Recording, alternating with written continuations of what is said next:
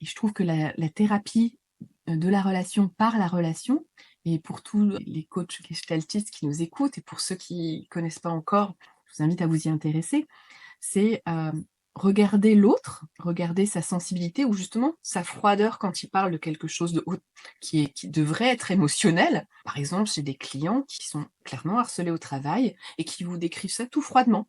«Ah ben, on m'a retiré ma voiture de fonction, on m'a rétrogradé, je peux plus aller dans les réunions stratégiques», et puis vous dites ça tout neutre. «Oui, bon, bah, du coup, voilà, je voudrais m'adapter au travail».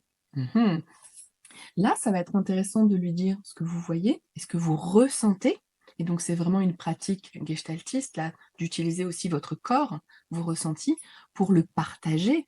Donc j'imagine que dans cette situation, vous pourrez ressentir de l'agacement ou de la frustration puisqu'on t'enlève, quand même ta fonction. Tu étais haut dirigeant et là tu es quelque part, rétrogradé. Enfin moi en tout cas si j'étais dans cette situation, je pourrais me sentir harcelée.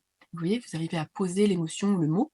Ça, c'est ce que vous devez pratiquer a priori, mais je pense que c'est particulièrement utile pour les hauts potentiels qui se sont déconnectés des émotions trop fortes. Vous voyez? C'est leur permettre à travers ce qui se passe dans la relation avec eux, de reprendre conscience de leurs ressentis et c'est là où ça va être particulièrement utile, d'utiliser, le corps, les émotions, vos ressentis dans la relation pour remettre du mouvement, de l'émotion, de la reconnexion au corps, de personnes qui ont dû se déconnecter parce que l'intensité émotionnelle était trop intense.